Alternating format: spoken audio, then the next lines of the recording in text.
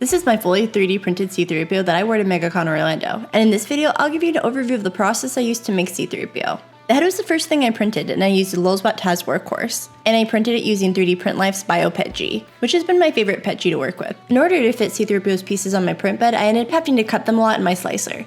The pieces definitely didn't automatically fit me, as I am no Anthony Daniels. So I did have to do a lot of trial and error when it came to learning how to size and scale things so that it could properly fit my body. But I made a whole other video about that if you're interested. To track all my 3D prints and the different sizing and scales and what worked and what didn't work, I actually made a little 3D printing logbook, which ended up being super helpful in this process, and I think I would have lost my mind without it. Having to split up all the pieces so that they fit on my printers meant that I really needed a way to attach them after. So this ended up being the first project I ever used plastic welding staples on. The Altern plastic welder ended up being a really great tool for me. Before I bought this tool, my go-to for plastic welding was just using a soldering iron, and that's still a method I really enjoy. But for a project that's as massive as C-3PO, this tool actually ended up saving me a lot of time when it came to attaching pieces. One of the really common things I've seen is people trying to cut off the staples when really they're designed to just snap off. And they snap beneath the surface, so you should never end up feeling the sharp part. I will say I ended up wearing gloves a lot when I snapped off these tails, just because after you snapped off like the first million of them, my fingers started getting a little bit sore and kind of tired of it. So gardening gloves were a great option for me. Keep in mind I'm showing you the pretty footage here where it's that very satisfying snap, but some of these I did have to finagle more than others. If you want an in-depth tutorial on how to use this tool, go check out my other video. When it came to C-3PO's chest, I did do some things that were a little different. I ended up using my soldering iron with some extra filament to fill in that gap we have, and that was time consuming. Remember how I mentioned that you're not supposed to cut off the tails and that they really should just snap off? Well, I did learn that the hard way. Worth noting, they also become mini projectiles when you cut them off. And they were super sharp. But for my purposes, it didn't end up being a big problem. I knew I'd wanted to reinforce the 3D print to try to make it stronger, so to do that, I was using liquid plastic. And we have an A and B mixture for this, and I'll do equal parts of both. My measuring cups for this were just water bottles that I cut off the tops of and put Sharpie lines so I had exact measurements for all of it. Once I have the A and B mixture together, we're gonna mix it up super good, and I noticed it would start heating up, then pour it in the piece, and then start moving it around to try to get as much equal coverage as I can. This part did take quite a while, and to help with those sharp staple tails that we know are sticking out because I cut them off instead of snapping them off, I was okay with the liquid plastic having a little more pooling in the stomach region, just to help ensure that those sharp pieces were going to be very much hidden. And you remember how we used the soldering iron to put that extra filament to seal up those gaps? Well, I don't think I sealed them up quite well enough. As you can see, we had some spillover, but the inside, I was able to get it filled in perfectly, and it did a great job of strengthening and reinforcing the piece. So the front of our C-3PO is now ready to move on to the next step. With C-3PO shorts, however, we did learn from our mistakes when it came on filling in the pieces where the liquid plastic could escape, as well as with C-3PO's back. To do this, we're using masking tape, and hopefully it will be enough to prevent the liquid plastic from seeping through. Same as before, we're going in with our A and B mixture and doing equal parts of both. I definitely made sure to wear my protective gear, so we went with gloves and our respirator, as well as doing it in a very ventilated place, aka outside.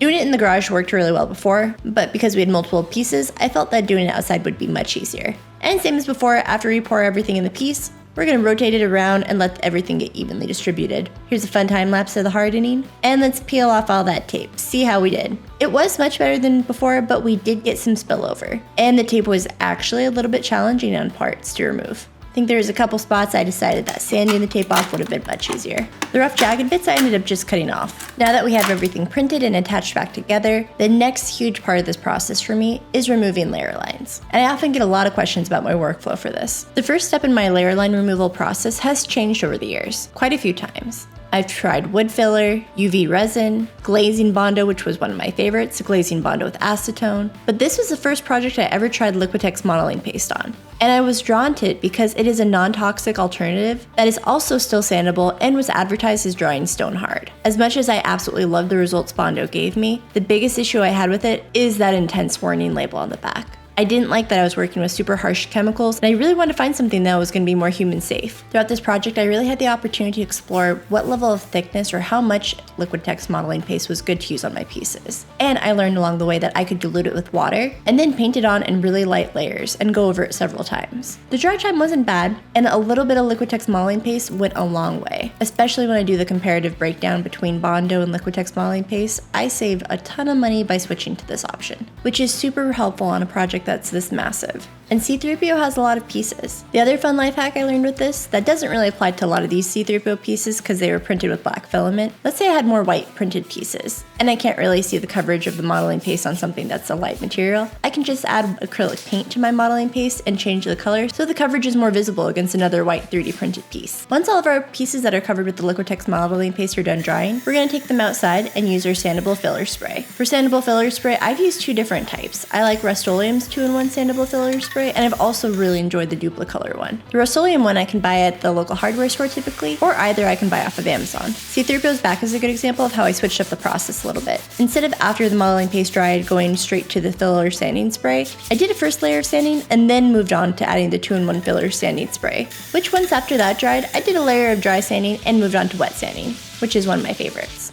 Now I'll repeat this process as many times as needed, sometimes going in with modeling paste if that's what's called for, or going straight to the filler sanding spray. Some pieces might just need more attention than others. For C-3PO, I was really picky. As you saw from the beginning, some of these pieces were in kind of rough shape between the liquid plastic or the gaps and weld lines from having to attach all the pieces together. So I was super picky and intentional when it came to the layer line removal process because I wanted everything to be perfectly seamless and really have the end product look like the real C-3PO experience. Around cycle 2, things really start looking pretty. But for C-3PO, we went further and took it into 3 and 4. I used a lot of different sanding tools on this. This was a little sanding sponge I found at my local hardware store.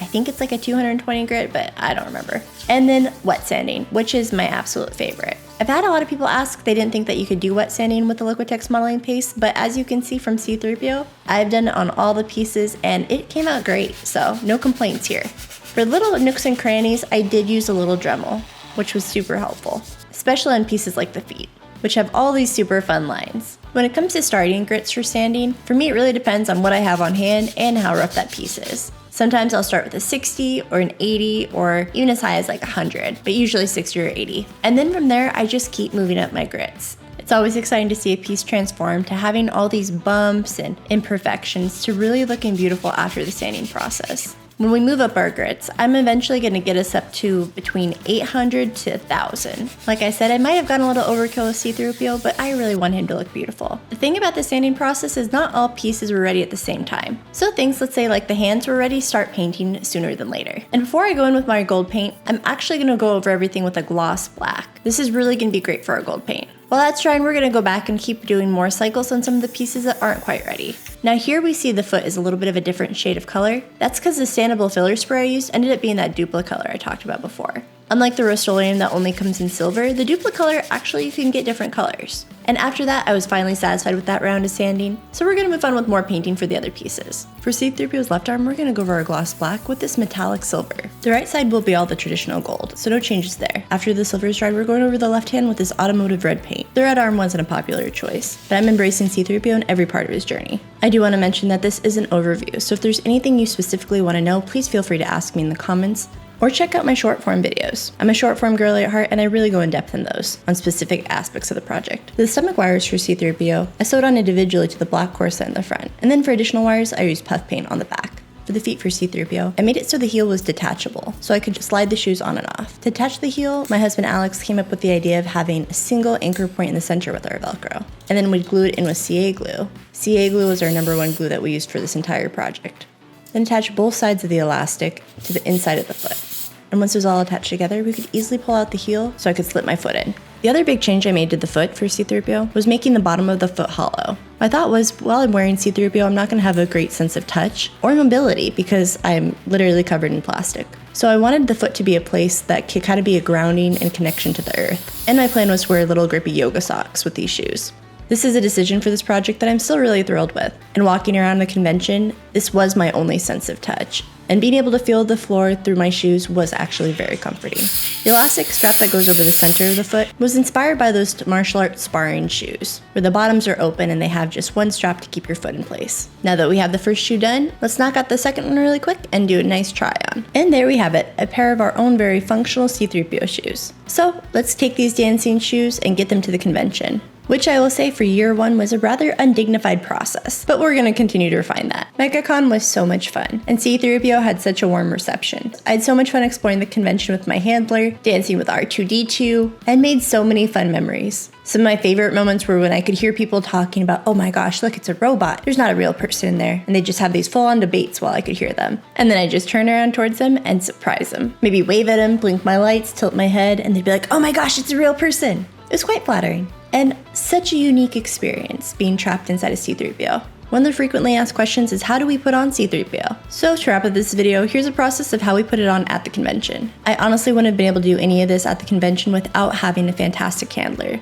who was my mom dressed up as R2-D2. And then my husband and father were also there supporting and enjoying the convention with us and making sure that I was in one piece, which literally was a thing that we had to bring CA glue for because I did fall apart a couple times, especially the arms. Those little pistons did not want to stay together. As you can see here, I'm wearing my full little jumpsuit. I got my yoga socks on with the second layer of socks as well to try to avoid any blistering around the heel areas. We start with the lower body first and attach the leg pieces to my suspender straps, which ultimately end up attaching to the wire corset. To feed up the suspender straps, we came up with the lanyard method, which we put the lanyard through the shorts and then pull it up the lanyard with the straps attached.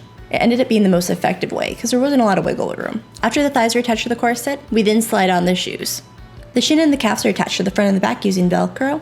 And my little neck piece is one of the only pieces that was not 3D printed, and I made out of EVA foam and it attaches with Velcro. The chest was the next piece to go on, and because it was actually very warm at the convention, we brought these really small ice packs to shove in my back to try to keep me a little bit cooler while wearing this. The front and the back of the torso snaps together using jewelry box hinges that we screwed on. Those are of course not screen accurate, but since they were gold, they actually matched the look of C-3PO quite well. Then we put on our shoulder pieces before sliding on the arms. These we had to be pretty careful since the arms, as I said before, were a little bit fragile, but my handler had this down to science. The shoulder pieces have magnets to help them stay attached. They weren't the strongest, so they only work part of the time. One of the things I didn't love about wearing the arms is the bruises that came with it. There was a lot of pinching. So after the glove parts with the fingers attached to go on, the top of the hands will attach to the gloves via Velcro. But instead of jumping straight there, they decided to put the helmet on me first. Now this part of the process was really crucial because you have to get it on just right or I won't be able to see.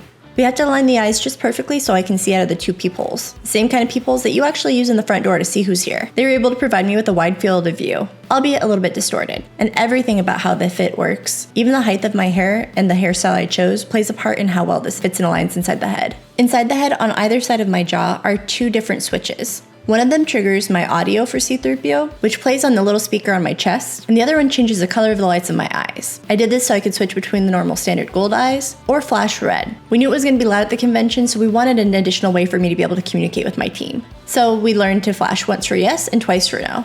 Or just repeated rapid flashing to try to get their attention. Let's say if I need a drink of water, need to get out to go pee, didn't feel okay. You know, normal human cosplaying as a droid problems. And I'm really glad we did that. It was a correct assumption. It was really loud and no one could hear me. So I was in my own little world isolated inside of there. And my eyes were the only way I really could communicate. To trigger the red light, all I had to do was wiggle my jaw in my best Jim Carrey exaggerated jaw expression. I will say it is quite warm in that outfit. And the only air circulating in the head comes through the little mouth hole, which isn't really that big. I think it took about 15 to 25 minutes to put this on, depending on which time we tried it. And that's how we put on C-3PO. This was such a crazy cosplay to pull off. Thanks for joining me on this little overview of how I made C-3PO. And again, if you have any questions, please let me know. I'm happy to direct you to additional videos or answer anything that you might come up with. I tried to document the process for C-3PO really thoroughly in my short form videos in hopes that it could help someone else on their droid adventure. Thanks again for watching, and I'll see you for the next project.